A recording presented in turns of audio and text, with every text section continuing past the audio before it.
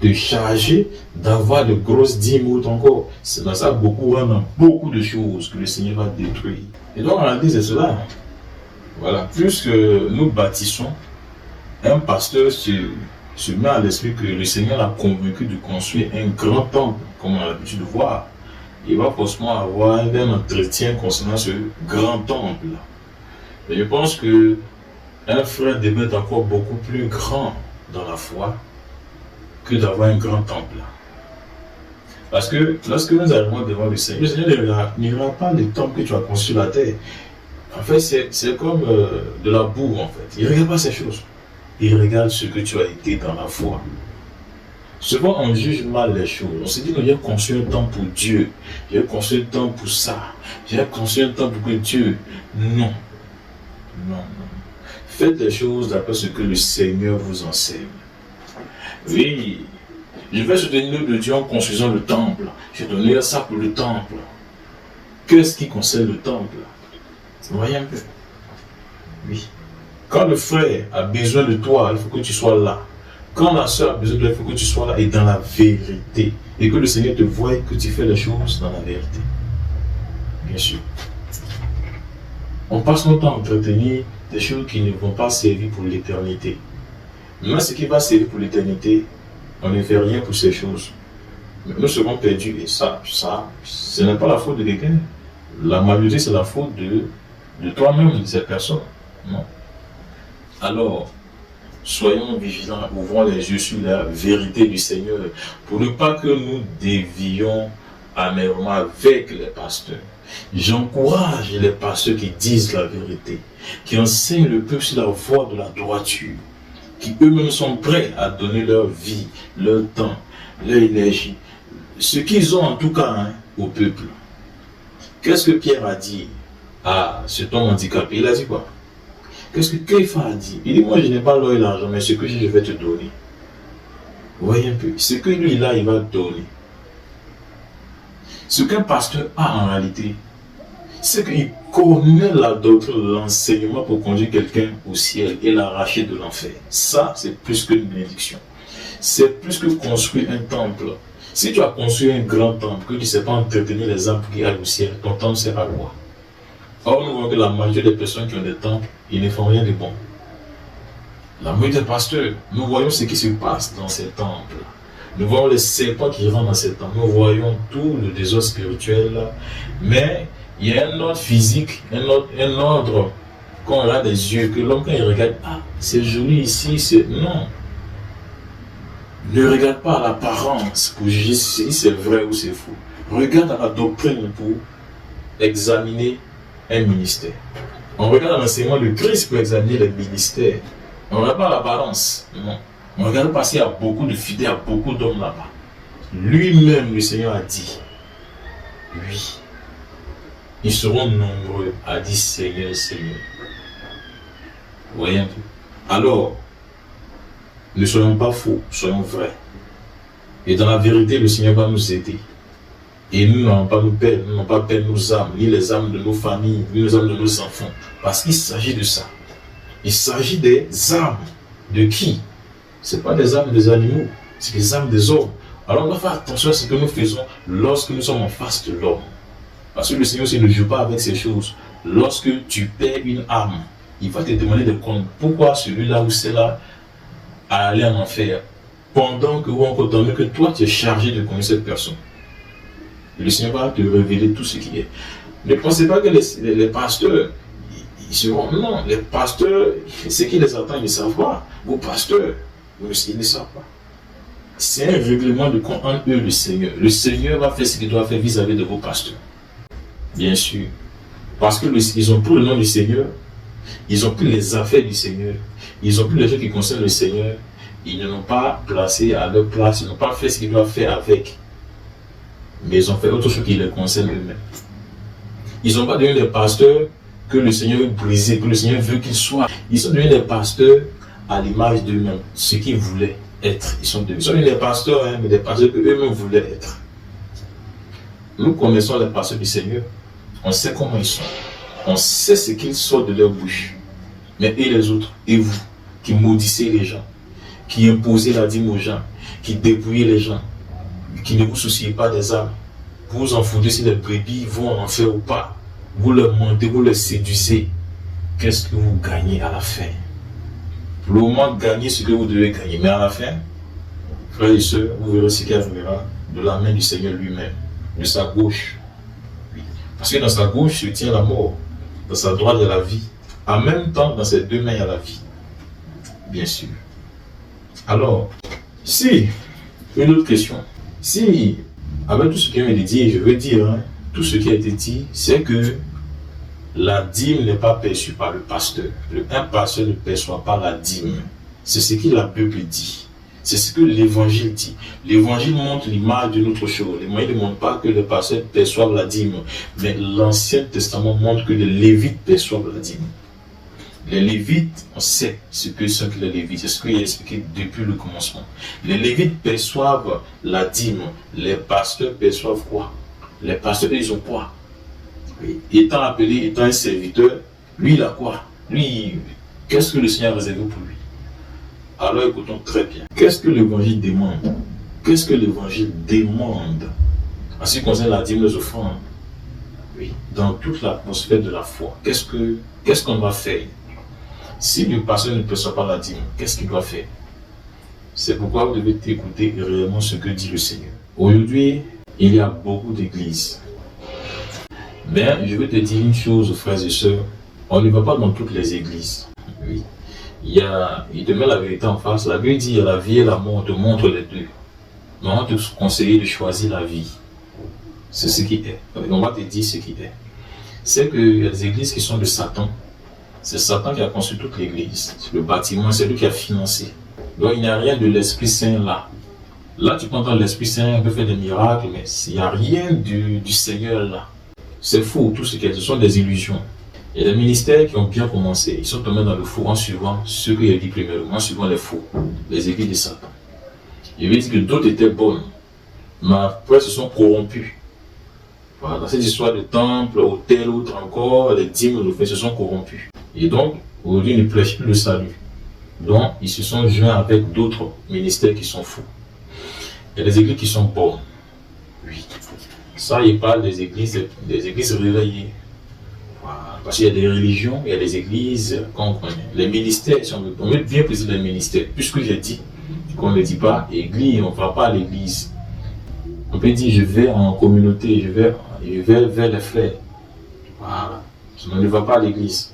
Vous voyez un peu. Alors, qu'est-ce que le Seigneur veut réellement? Je vais être précis dans ce que je dis, frères et sœurs.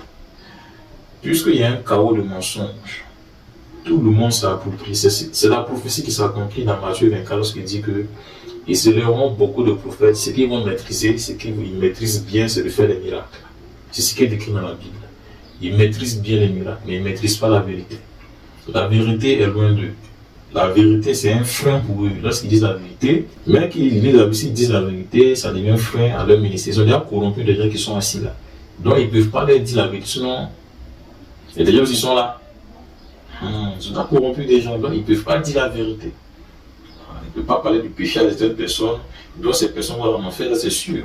Parce que le pasteur, ici, il parle de son péché, il craint que non. Le Seigneur, il sait que tu vas en enfer. Voyez un peu. Faisons attention. Il y a des gens qui ne sont pas venus pour te dire la vérité. Tu vas en enfer, ça c'est sûr. Voilà. C'est le Seigneur qui sauve en te disant la vérité. Donc il faut qu'il envoie des pasteurs qui vont te dire la vérité. Et que toi, tu vas suivre cette vérité. Cette vérité n'est pas ce que toi, tu attends en réalité. C'est une vérité que le Seigneur vient te donner. Tu ne t'attends pas à cela. On va te dire, abandonne les choses. Suis le Seigneur. N'allons pas vers des pasteurs qui vont dire des choses qui nous arrangent. Allons vers ceux qui vont dire la vérité sans regarder à notre visage, à notre... Non. Ceux qui sont prêts à dire la vérité en face. Pour nous sauver. Pour nous sauver. Alors, voici. Lorsque tu sais que, vis-à-vis de la dîme des offrandes, lorsque tu sais ce que aussi dit l'évangile, le Nouveau Testament. Lorsque tu sais qu'un pasteur, qu'un frère, un serviteur est vrai, lorsque tu sais qu'il est vrai, que ce qu'il dit, ça peut te sauver, puisque ça peut te délivrer de l'enfer, ça peut te conduire à être transformé, ça peut te conduire à la conversion véritable. La Bible dit que lorsque tu sais que ce frère est vrai, ce serviteur est vrai, de partager avec lui.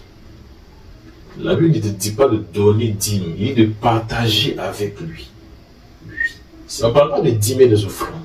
La Bible, le Nouveau Testament ne parle pas. Les pasteurs ne perçoivent pas la dîme, ils perçoivent les partages des frères et des sœurs.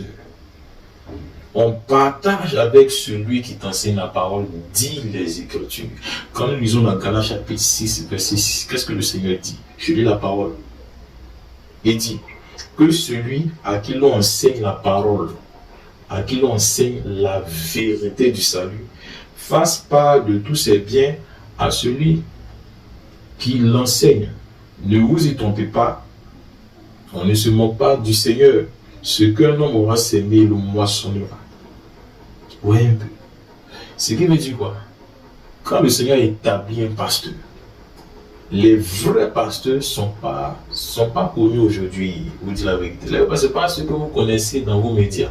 Parce que les vrais pasteurs sont dépouillés. Le Seigneur les a travaillés. Ils sont vraiment humbles. Et ils n'ont pas besoin de la luxure qu'ont vos pasteurs du système. Parce que ce sont des personnes, ils ont été travaillés dans un moule de feu du Seigneur, capable de vous conduire au ciel sans problème. Si toutefois vous suivez l'enseignement qu'il vous donne. Souvent les pasteurs livrés aux œuvres du monde, la chair, non. Parce que eux, ils comprennent ce que c'est le danger. Ils sont là pour vous conduire, d'apprendre la vérité. Oui, sans toutefois regarder à ce que vous avez comme richesse et bien. La première des choses, ils ont été formés, envoyés pour te dire de fuir le péché. Ça, c'est la première des choses. Donc il vient là. C'est pas pour te dire des choses, non, c'est pour te être précis sur ton salut. Il vient pour te donner un message sur l'évolution de ton âme actuelle. Il y a eu des personnes, dès qu'ils sont arrivés à l'église, ils ont dit, mon frère, tu seras élevé. C'est ce que le pasteur lui a dit en premier. Je vois une notion sur toi. Mais ça, c'est pas la vérité. Un pasteur ne voit pas. Un pasteur enseigne la voix du Seigneur. Tu vois quoi sur la vie des gens? Tu n'es pas un devin. Un prophète, il ne voit pas. Il avait dit. Et il avait dit pour que le peuple soit bien sur le chemin du Seigneur. Alors, quand tu as vu qu'un frère, un serviteur, il est bien formé par le Seigneur, il n'a pas fait théologien, il a fait une formation de l'esprit, il connaît la doctrine. Il n'y aura pas les gens pour leur dire des choses flatteuses, non. Il va te dire la vérité. Et quand tu vas écouter la vérité, c'est que toi, tu vas au ciel parce que tu as suivi la voie de la vérité. La parole dit, le Seigneur établit que quoi? Avec lui, tu dois partager tes biens. Bien sûr. Le Seigneur ne mesure pas les biens que tu dois donner tu dois partager avec ce frère ou ce serviteur. Il dit de partager avec lui. Donc tu peux donner au-delà comme peu. Ça dépend. Mais il dit de partager avec lui. Le Seigneur, il précise de partager avec lui. Voyez-vous un peu. Alors, voici une autre chose, pour être précis encore. La parole dit que l'Église, l'épouse entière, fait quoi? Suit ce que les apôtres, les témoins oculaires ont vu et ont fait. Ce qui veut dire que quoi? Tous les pasteurs du monde entier, tous les pasteurs de ce pays autre encore doivent suivre ce que les apôtres ont fait. S'ils ne le font pas, ils sont maudits. Ils sont sous la malédiction. Et tous ceux qui conduisent sont maudits aussi. Le Seigneur va les maudire. Ce n'est pas une parole. Le Seigneur a dit dans Matthieu 25, il dit quoi? Retirez-vous de moi maudit. Il y a des personnes, c'est tout d'un ministère qui est maudit. C'est ce qu'il va te dire à la fin. Le Seigneur lui-même dit à des gens maudits. Parce qu'ils sont retrouvés dans des ministères de malédiction, où il y a la sorcellerie, où il y a le désordre, où il y a tout ce qui n'est pas bon. Donc il est maudit. Il dit retirez-vous de moi, quittez-la. Il est chasse. C'est pourquoi tu dois faire attention à tes choix. Le choix est le pouvoir. Dans la foi, le choix est le pouvoir. Choisis de suivre le Seigneur. Choisis d'abandonner le péché. Choisis de fuir la sorcellerie. Le choix. Le choix est rattaché à l'obéissance. Très important. Alors, quand nous regardons ce que le Seigneur est en train de montrer, Lorsqu'il dit, il précise, lorsqu'il a montré la manière dont les apôtres doivent se conduire en tant que pasteurs, des témoins oculaires, des pasteurs qui montrent aux autres pasteurs qui sont vos pasteurs. Vos pasteurs doivent les suivre. Ils ont montré comment marcher. Quand ils sont venus, lorsqu'ils ont trouvé une multitude de personnes, de peuples, en tout cas de personnes converties, ils n'ont pas demandé la dîme à ces personnes. Oui.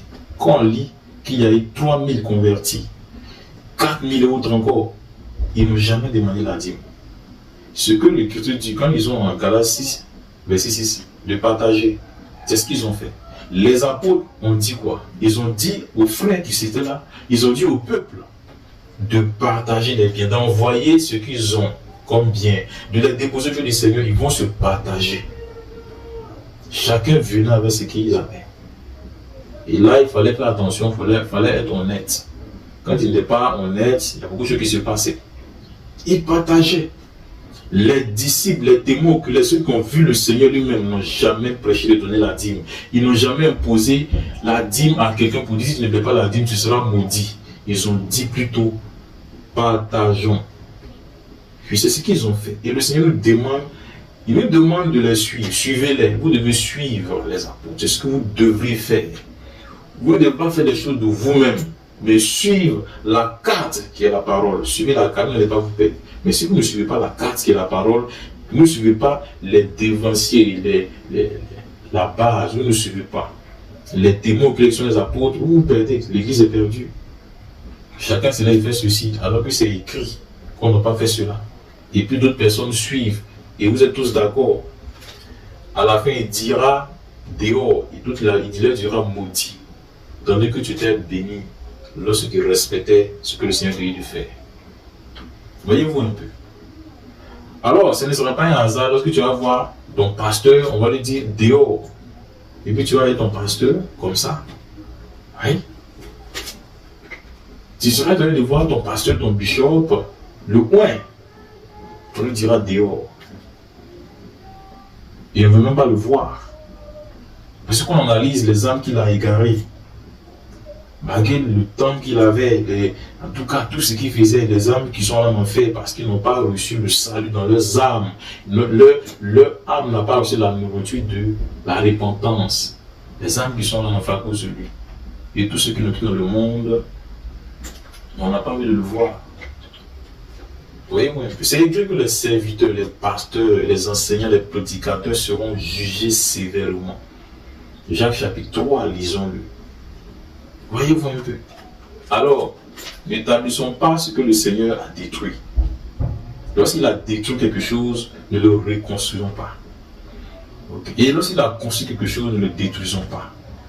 C'est que d'une manière ou d'une autre, n'ajoute rien. Ne retranche rien de ce que le Seigneur a écrit, a donné comme conseil, instruction pour la pratique des frères et des sœurs. Dans toute l'Église, oui, dans toute l'atmosphère chez les frères, la foi. Ne détruisons pas lorsqu'il a construit. Ne construisons pas lorsqu'il a détruit, sinon lui-même viendra détruire, dit le Seigneur. Il disait aux églises, dis à celui-là, dis à celle-ci que je viens pour les frapper avec l'épée qui est dans ma bouche. Église qui vient frapper, soyez conscients. Les églises que le Seigneur va frapper, bien sûr. Alors, je dis une chose bien précise. Le pasteur de nous, je ne perçois pas la dîme. Non. C'est pas biblique, c'est pas dans la grâce. La grâce du pasteur, tu dois partager avec lui ce que tu as. Je suppose, si tu as 1000 francs, oui, tu peux partager avec le pasteur. Si tu veux 500, si tu veux 300, ça dépend. Mais le pasteur, il faut que le pasteur soit dans les dispositions, pour être toujours dans les dispositions. Voilà. Et il y a des conséquences lorsque tu ne partages pas avec le pasteur qui te dit la vérité. Je vais vous expliquer ces choses. Il a établi ces choses dans la nouvelle alliance pour que nous prenions tous conscience. Un pasteur, vous ne savez pas comment un vrai pasteur, vous ne savez pas comment il vit. Il y a les souffrances de Christ dans sa chair. Il y a les souffrances de Christ dans son âme. Il pleure pour les âmes. L'autre pasteur qui prêche les dîmes et qui menace les gens, c'est lui, il se soucie de construire sa vie. L'autre, il ne se soucie pas de sa propre vie, il se soucie des âmes. Il comprend l'esprit.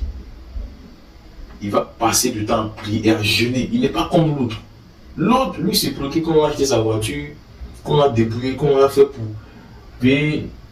Il a construit une grande tente, il est obligé d'entretenir. Donc, il y a des choses, il ne peut pas penser, il ne peut pas s'occuper des âmes, c'est compliqué. Il a des affaires, il doit penser à ses affaires, il n'est pas disposé. L'autre, il est dépouillé, il est réservé, il est fait spécialement pour le ministère. Ça, on doit comprendre, quand on dit un pasteur peut travailler, il y a beaucoup de choses, bien sûr. L'autre, il est dépouillé, donc il a la force, l'intelligence, la disposition pour faire le combat contre Satan. Il ne combat pas contre la pauvreté, il combat contre le diable. Il empêche le diable de tromper, d'envoyer les gens en enfer. Donc son combat là, c'est pas dans les dîmes offrandes, son combat est trop réel. Un vrai frère, son combat, ça n'a rien à voir avec les choses de la terre. Il comprend les choses de l'âme, il comprend les choses spirituelles, il comprend la voie, il sait ce qui se trouve sur le chemin. Il ne s'amuse pas avec le ministère. Il n'aime même pas le mensonge à côté. Le mensonge est supprimé de son ministère.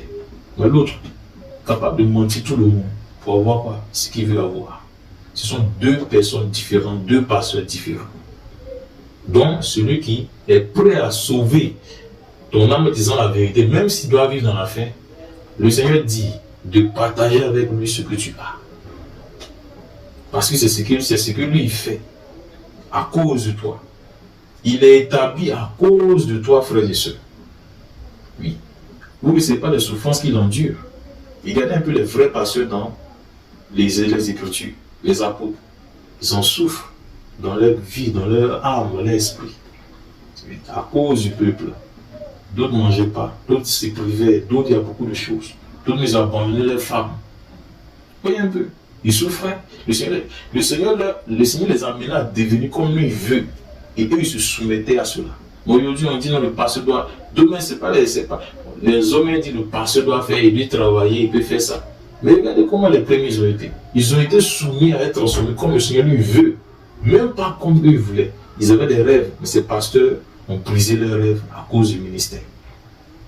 Aujourd'hui, le pasteur même, tellement il a enseigné la prospérité, il t'encourage à faire des erreurs. Parce que lui-même, il est dans l'erreur. Et nous croyons tous aux erreurs des pasteurs. Non. Il y a des pasteurs qui sont dans l'erreur. Et leur erreur est devenue une prédication de luxe. Une prédication de raisonnement pour les choses de la terre. Non. On ne peut pas croire en ces choses. La vérité est sur nos vies dans les Écritures. Oui. C'est-à-dire que ton pasteur, peu importe son nom, peu importe ce qu'il est, doit suivre. Pierre, Paul ou autre encore. C'est ce qui est écrit.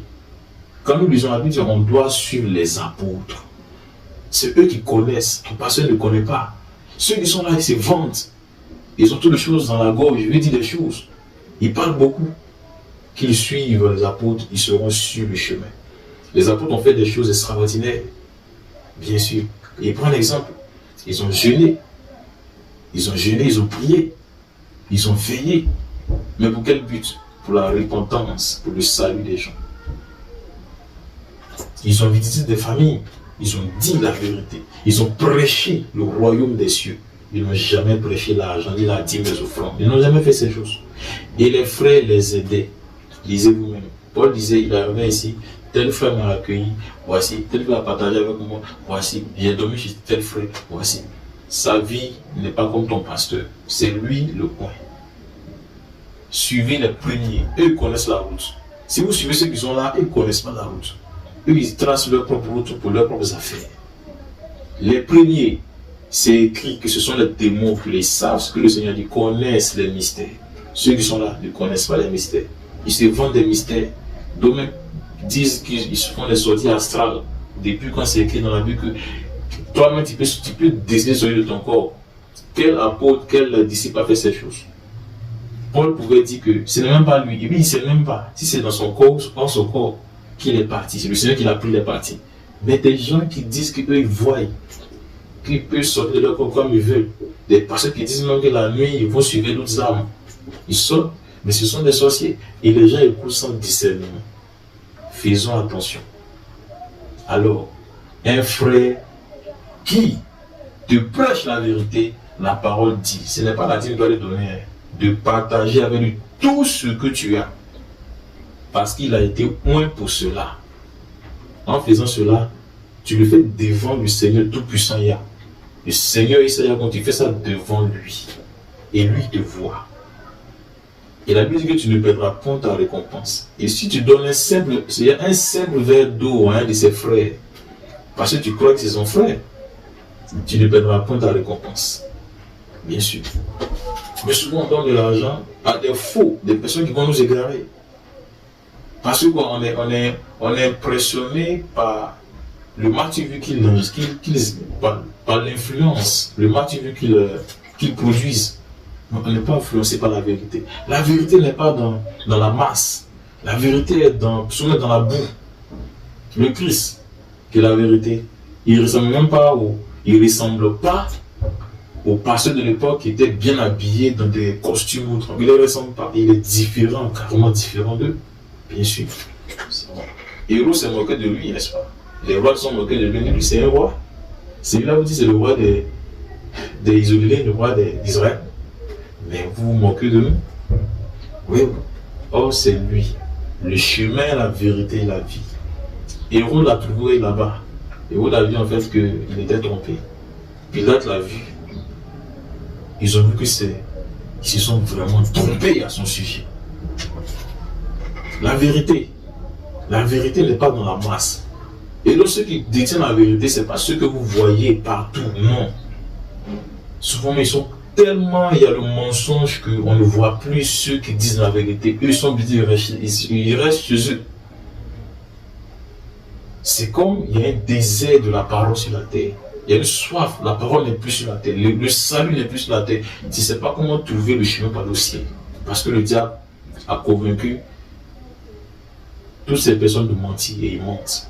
Ça crée quoi? Le désert, la rareté de la parole du salut sur la terre. Comment tu seras sauvé? Si tu n'entends pas le chemin, la vérité, la vie, le salut, les choses sur l'enfer pour que tu fuis l'enfer, les choses sur le ciel pour que tu sois intéressé à aller au ciel, les choses sur le péché pour que tu fuis le péché qui te détruit. Comment tu pourras? Il faut des serviteurs qui aiment la vérité. C'est pourquoi le Seigneur de prier qu'il envoie à la moisson des serviteurs qui vont dire des choses pour délivrer ton âme. Qu'est-ce que le Seigneur a dit? Aujourd'hui, on voit des scènes de délivrance dans les églises. On délivre des gens. Je suppose, mercredi, c'est la délivrance. On prie ici des gens, on pousse des gens, des délivrances. Des personnes, on va prier, on va faire tout ce qu'on peut faire sur. Mais il y a une seule parole qui règne, il vous dit la vérité. Tu connaîtras la vérité te rendra libre.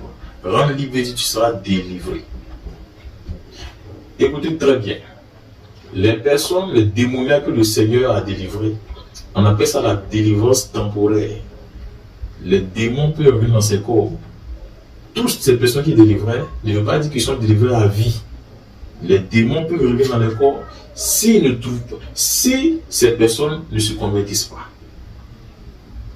Et la délivrance éternelle que vos pasteurs n'ont jamais connue. Mais c'est que ceux qui prêchent la vérité connaissent. La délivrance éternelle, c'est lorsque la vérité t'a franchi. Lorsque le Fils t'a franchi, la vérité du salut de la repentance t'a franchi, tu es vraiment libre. Les démons connaissent que toi, tu as la lumière dans ton cœur. Ton âme brille de la puissance de la vérité.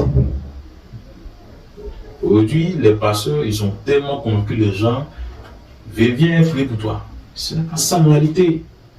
Non. Apprenez les gens à être libres. À ne pas être dépendant de vous.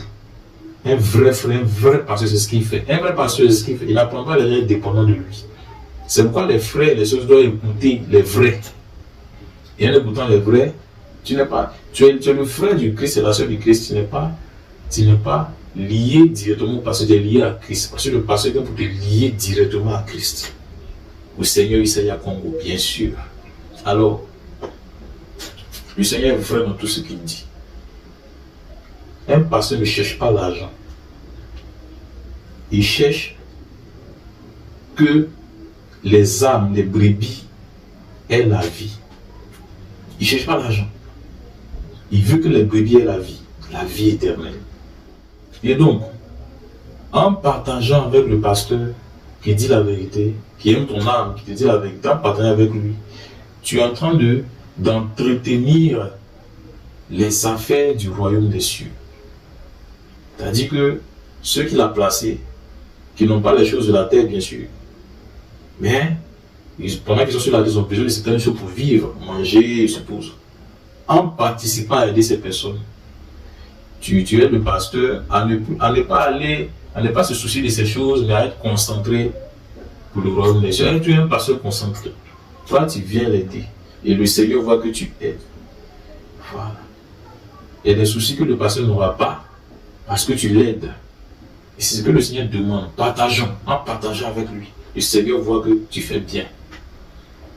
Mais ce pasteur ne va pas te demander la dîme et l'offrande parce que ce n'est pas dans son ordre. Mais lui, il va se soucier de toi. C'est comme ça en fait le Seigneur demande. Voyez-vous un peu. En partageant avec lui, tu sécurises la vérité. Ce pasteur ne va pas te mentir. Voyez, s'il a faim qui vient te mentir, parce que tu n'as pas partagé avec lui. Beaucoup qu'il y a appelé réellement sont allés à gauche parce que les frères ne partageaient pas eux. Donc ils ont reconverti le ministère de prospérité. Ils prêchent l'argent maintenant. C'est parce qu'il ne joue pas. Il faut qu'il gagne sa vie. Ça arrive à plein. Hein? Donc maintenant il maximise la dîme aux offrandes, il ne joue pas et ça marche bien. Mais il sait où il est quitté. Au départ, il prêchait le salut. Voyez-vous un peu.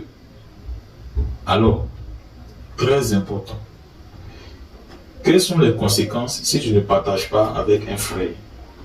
Quelles sont les conséquences si tu ne partages pas avec un serviteur de vérité, un serviteur qui prêche le salut? Quelles sont les conséquences?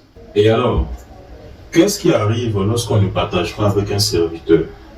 Selon l'ordre que le Seigneur a donné à l'Église, c'est-à-dire l'ensemble de toutes les églises, que j'appelle l'Église, lorsque vous, frères, vous ne partagez pas avec les serviteurs de vérité, qui vous enseignent le salut, qui vous enseignent la foi, qui vous enseignent comment échapper à l'enfer, lorsque vous ne partagez pas avec eux, devant le Seigneur, voilà ce qui va vous arriver à vous, et aussi voilà ce qui va arriver à ces serviteurs. Il y a deux conséquences en fonction de vous, le serviteur. Au niveau du serviteur, vous devez savoir qu'il est écrit. Il est écrit pour le serviteur, quand ils ont Matthieu chapitre 6, verset 24, version lue second, il dit, nul ne peut servir deux maîtres. Nul ne peut servir deux maîtres.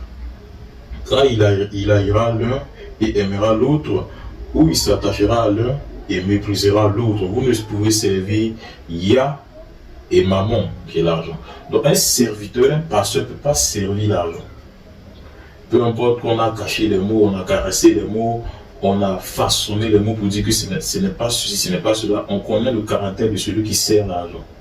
Un pasteur qui sert l'argent est capable de détruire les voies de la justice pour de l'argent. Est capable de mentir pour construire tout ce qu'il veut. Voilà servir l'argent. Il y a plusieurs manières de servir l'argent sans le dire directement, sans le faire comprendre. Mais pour ceux qui savent, il y a le sait que la majorité sert Mammon. Un pasteur ne peut pas servir Mammon. Donc il fait quoi? Il doit vivre selon la volonté de celui qui l'a envoyé. Alors, puisqu'il ne peut pas servir l'argent, ce qui veut dire qu'il ne peut pas travailler pour l'argent. Il travaille pour le royaume des cieux, mais il ne travaille pas pour l'argent. Il travaille pour que le royaume puisse avancer, pour que l'avancement du royaume consiste à faire connaître la lumière, la vérité de Christ aux âmes, même s'ils sont deux. Le Seigneur ne regarde pas en termes de masse, il regarde en termes de qualité, des personnes qui sont prêtes pour le Seigneur lui-même. On peut avoir 10 000 personnes, s'ils ne sont pas prêts pour le Seigneur regarde deux qui sont prêts. C'est ce qui est arrivé à Sodome et Gomorrhe. Lorsqu'il y avait un seul juste, il a détruit tout. Même si c'était des milliards, il les a détruits pour garder les deux seulement. C'est une science. Comprenez que le Seigneur, ses pensées sont ses pensées. Voyez-vous un peu. Alors, au niveau du serviteur, si vous ne partagez pas avec lui, le serviteur, c'est vrai, il sera en manque. Mais je suppose, s'il n'a pas à manger, je suppose, le serviteur n'a pas à manger, c'est lui que le Seigneur regarde. c'est lui que le Seigneur a envoyé. Un pasteur, un frère, un serviteur, un évangéliste, il a la force, il a l'onction, il a l'autorité. Les démons le savent. Satan sait que ce frère, il n'est pas comme les autres pasteurs, il sait. Mais les autres chrétiens, les frères, ils ne savent pas. Ils regardent avec leurs yeux. Alors, puisque c'est lui qui a l'autorité, c'est lui qui a la vérité. En ce quelqu'un il prêche, il dit la vérité du Seigneur. Ce qui veut dire que l'onction est avec lui. Si tu connais un frère qui dit la vérité, que par là où tu es, tu sais qu'il n'est pas comme les autres, c'est un frère, c'est un serviteur. Si tu ne partages pas dans la vérité avec lui, voici.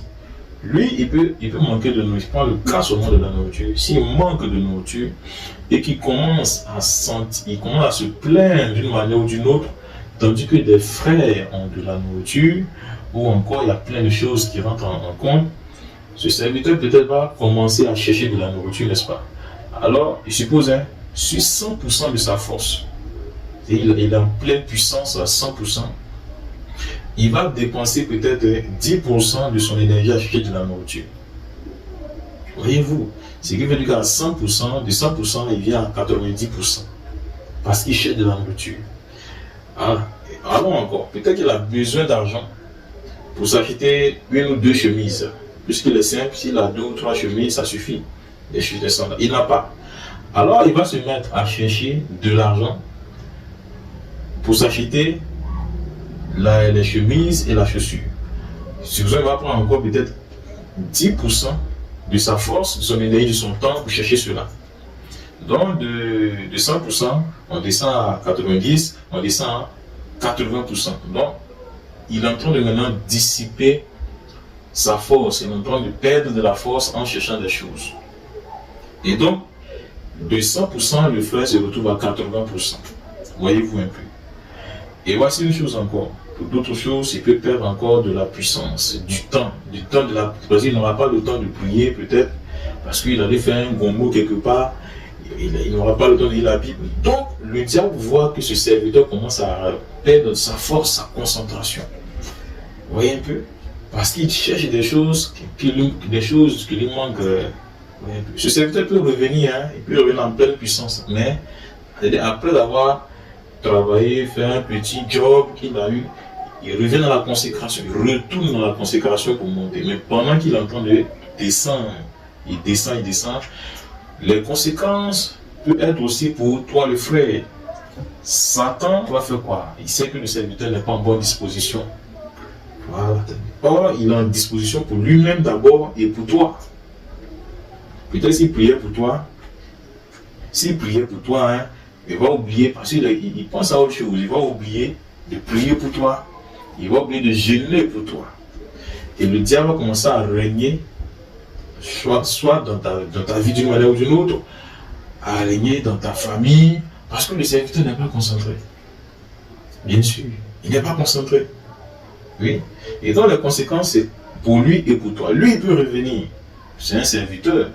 Il est aguerri.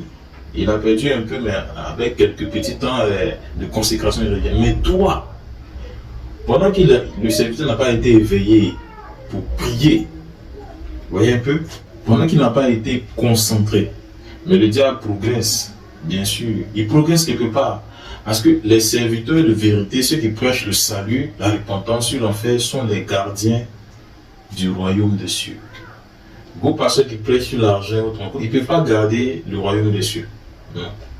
L'entrée, eux, ce sont des mercenaires, dit l'Écriture. Mais ceux qui prêchent la repentance, ceux qui prêchent comment toi tu vas rentrer au ciel, sont les gardiens de la porte. Sont ceux qui cassent, ceux qui protègent la vérité qui te sauve. S'ils ne sont pas là, tu ne seras jamais sauvé. Oui. Ils voient la vérité pour être sauvé. Et donc, si ces pasteurs-là manquent des choses simples et qui mettent leur énergie à ces choses, alors il y a des conséquences sur vous deux. Mais seulement que pour le frère ou la sœur, ces conséquences peuvent être durables. Ça peut être lié à un péché, parce que le pasteur n'était pas là pour t'assister ou autre encore. Pendant qu'il n'était pas là, le diable t'a conseillé quelque part. Oui, dans quelque chose que tu ne sais pas. Voilà. Il est malin, tu vois un peu. Et donc, il y a toujours des conséquences vis-à-vis du pasteur de vérité, hein, lorsque les frères ne partagent pas avec lui. Ce n'est pas la dîme qu'il faut lui donner. Lui, il ne prend pas la dîme. Lui, on partage avec lui. Lui aussi, il partage ce qu'il sait, ce qu'il connaît, sa consécration avec vous. C'est comme ça.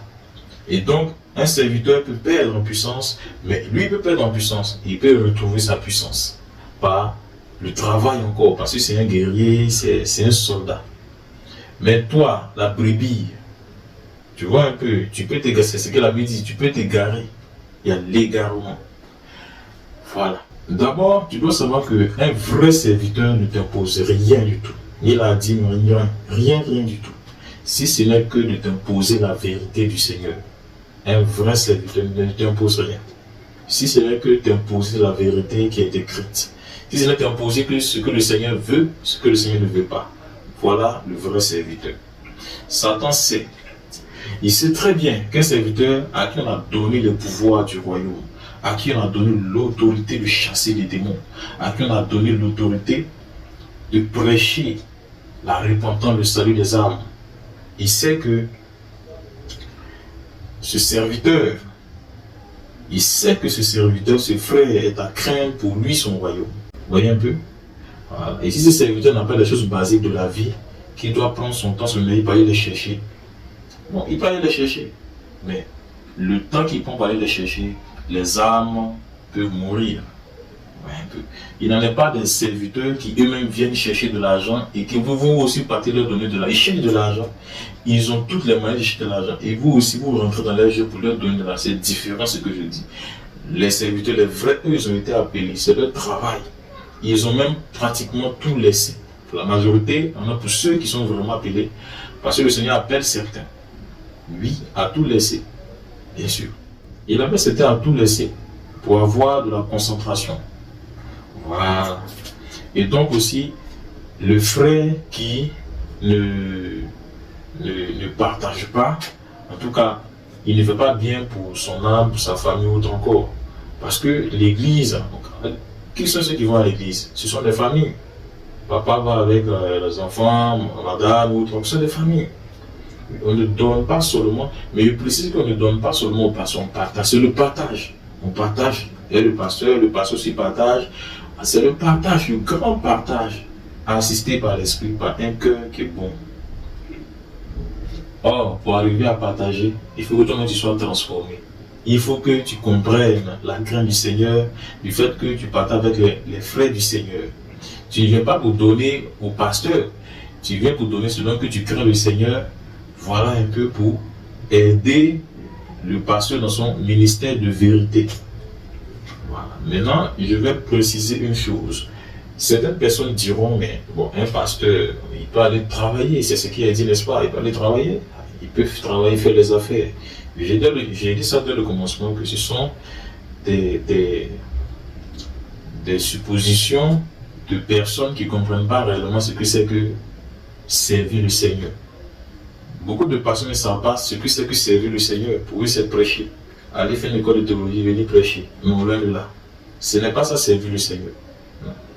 Quelqu'un qui n'a pas fait la théologie, un saint frère qui est là, un saint frère peut même savoir servir le Seigneur qu'un pasteur qui allait s'asseoir ou faire beaucoup d'années de théologie, de doctrine ou encore.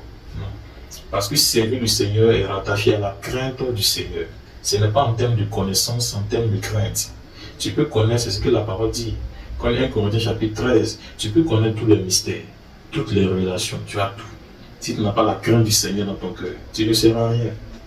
La crainte du Seigneur est le socle, est le bouclier, est la route, la voie. Entre celui qui connaît la crainte du Seigneur, qui a la crainte, et celui qui a la connaissance, les deux ne marchent de la même manière. L'autre craint, l'autre a la connaissance. Il se base sur la connaissance. Or, la crainte est supérieure à la connaissance théologique ou autre encore. Celui qui craint le Seigneur a plus de force d'onction que celui qui a les connaissances théologiques ou autre encore. Un peu. Parce que dans la crainte se trouve l'esprit. L'esprit est dans la crainte. Qu'est-ce qui est dit lorsque l'esprit vient dans la vie d'une personne? Quand l'Esprit Saint vient dans la vie d'une personne, la première des choses qu'il fait, ce n'est pas de parler en langue. Hein. La première des choses que l'Esprit fait dans la vie de quelqu'un, c'est de convaincre cette personne de ses péchés. D'envoyer cette personne à un sentiment de regret, de péché. Et cela va conduire cette personne-là à la repentance. Et la repentance, quand tu vas te repentir, ça va te maintenant conduire à rechercher des enseignements pour marcher dans la foi. Et donc tu tends vers une sanctification progressive. Tu progresses dans la sanctification. Bien sûr. Voyez un peu. Et donc, comme je le disais, quelqu'un va dire, mais un pasteur, il peut aller travailler. Il peut aller travailler, mais cela, qu'il aille travailler.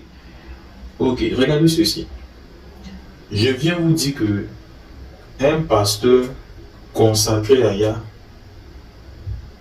consacré au Seigneur Isaïe à prêcher le salut, en fait, selon les Écritures, hein, ne peut pas faire toutes choses. Ne peut pas, c'est pas du tout en tout cas, ce que je veux dire, hein, normalement, un pasteur ne peut pas faire un travail profane que de faire son travail de pasteur.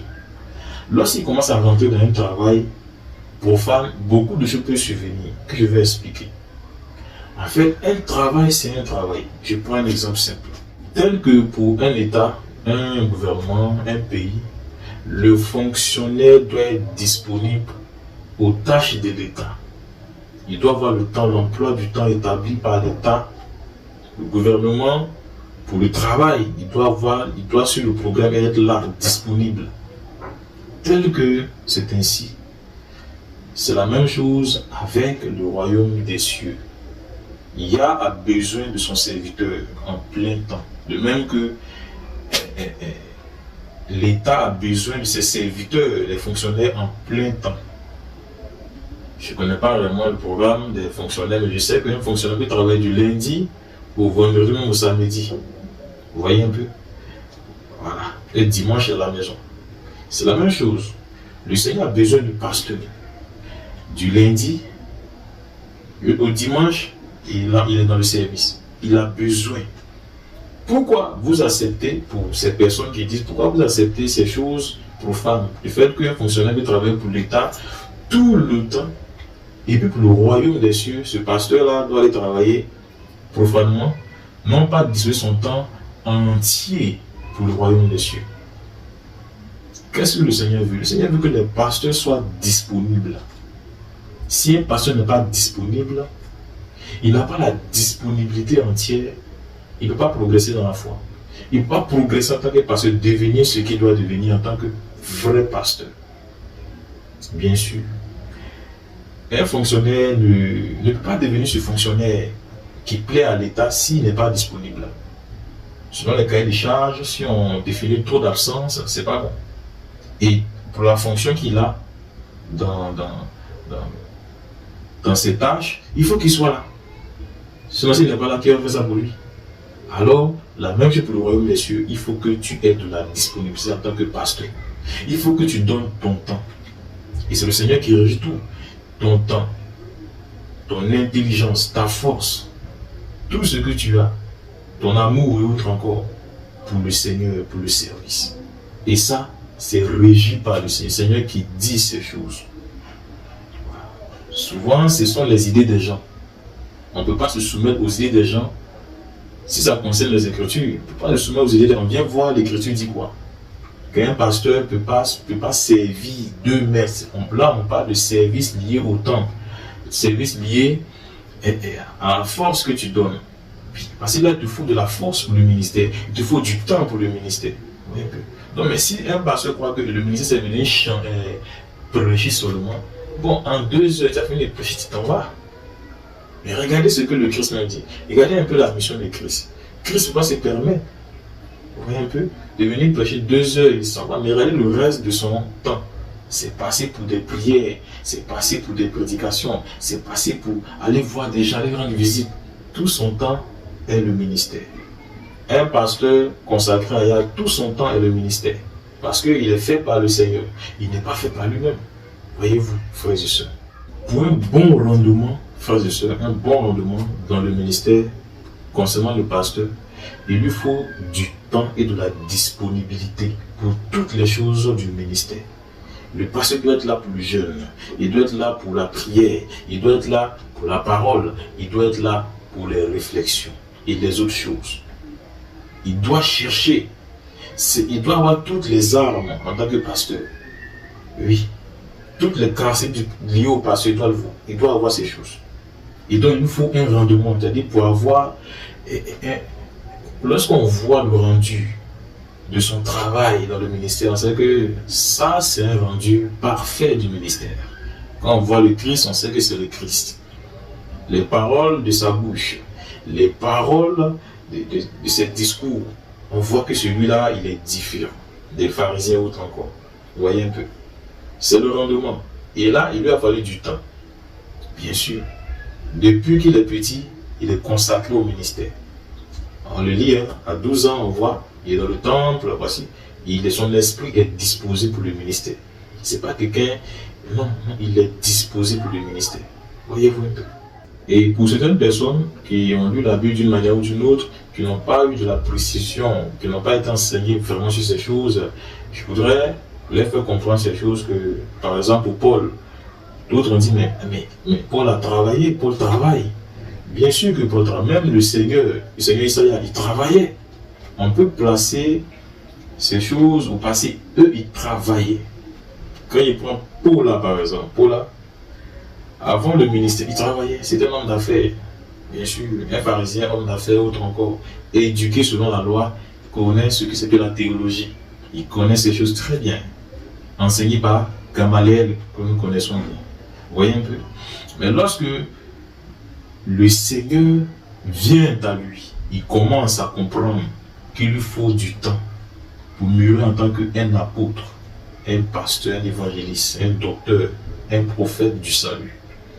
Paul va faire quoi? Lisez-le vous-même. Paul va voir son travail. Hein. Ça, c'est en tant que pasteur. Il dit, il ne parle pas pour un frère, il ne parle pour un pasteur. Paul va voir son travail, quelque chose qui l'empêche de mûrir dans la foi en tant que pasteur. Oui. Paul se voit. Il voit les fidèles, mais il voit qu'il n'est pas prêt pour le ministère. Il dit quoi? Qu'il voit ces choses comme de la boue. Ça l'empêche de devenir l'homme qu'il doit devenir. Paul fait quoi? Il laisse son travail pour devenir ce pasteur excellent qui a écrit les 12 épîtres que vous connaissez dans le Nouveau Testament. Oui. Et nous connaissons ce que Paul explique, que même Pierre n'a pas expliqué. Pourquoi? Plus il a laissé, plus le Seigneur lui a donné. Plus il a été disponible, plus le Seigneur lui a donné. Ta disponibilité en tant que pasteur pour le Seigneur te donne les choses que l'autre n'aura jamais parce qu'il n'est pas disponible.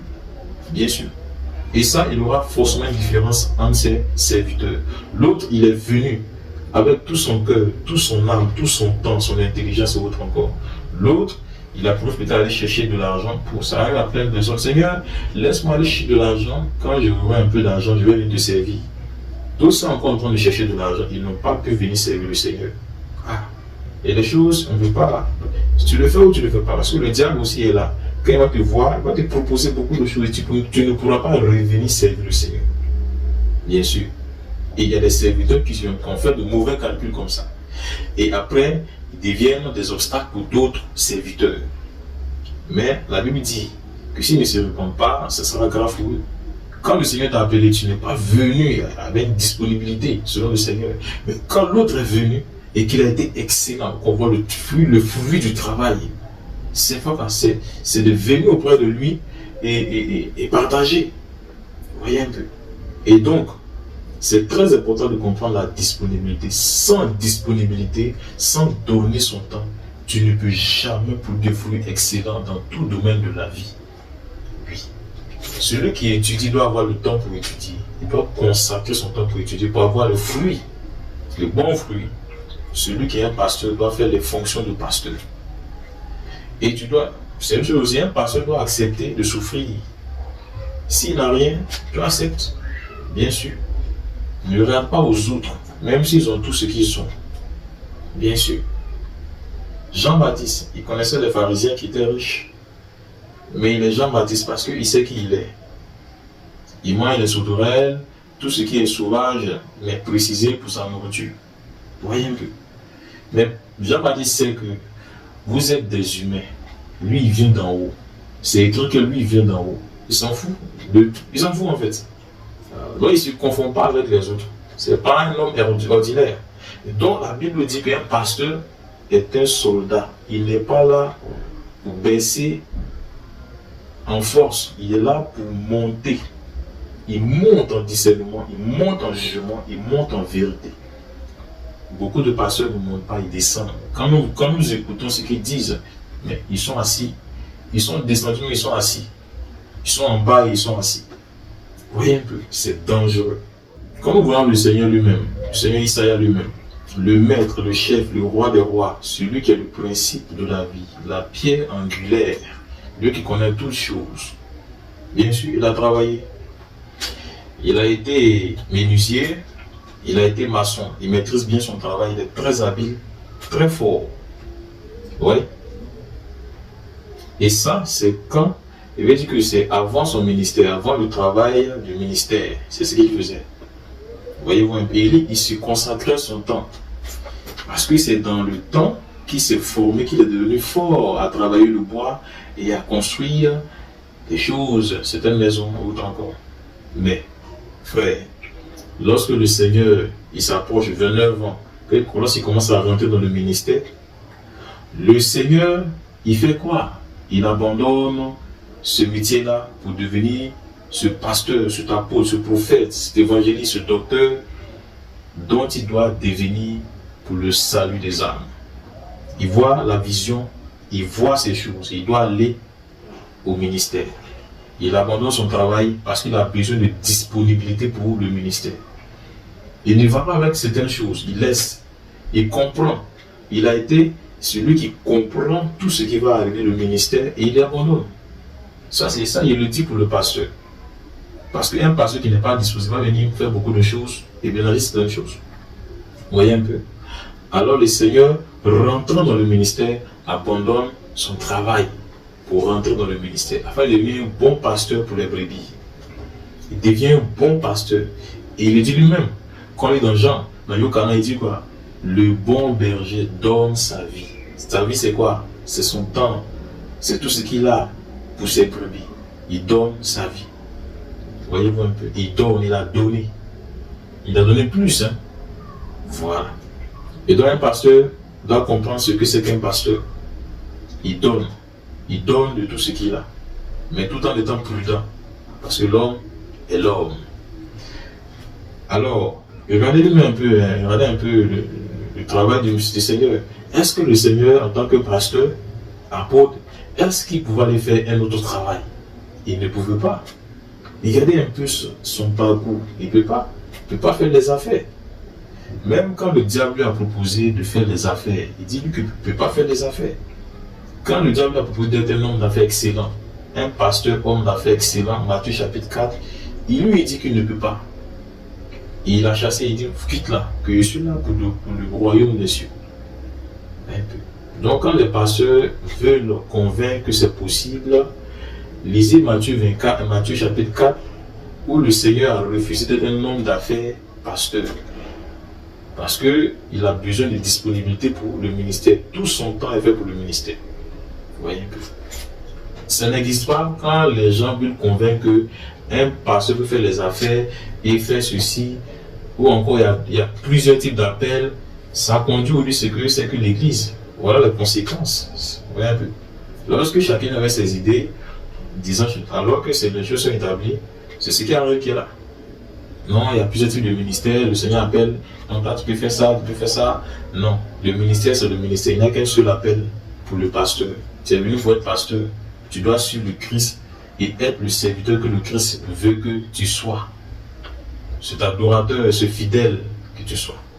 Alors, frères et sœurs, voilà ce que le Seigneur veut nous dire en ce jour. Voilà ce que le Seigneur veut nous enseigner. On ne peut pas servir deux maîtres. Voilà. Donc, rappelez-vous de ces choses, mes frères. Concernant la dîme des offrandes, il fait un petit résumé. La dîme ne se perçoit pas quand tu es pasteur. Mais vous partagez entre vous. Le peuple partage avec le pasteur, avec le serviteur. Tu ne perçois pas la dîme, sinon il faudrait que tu sois un lévite. Parce que le lévite a reçu cela avec d'autres instructions.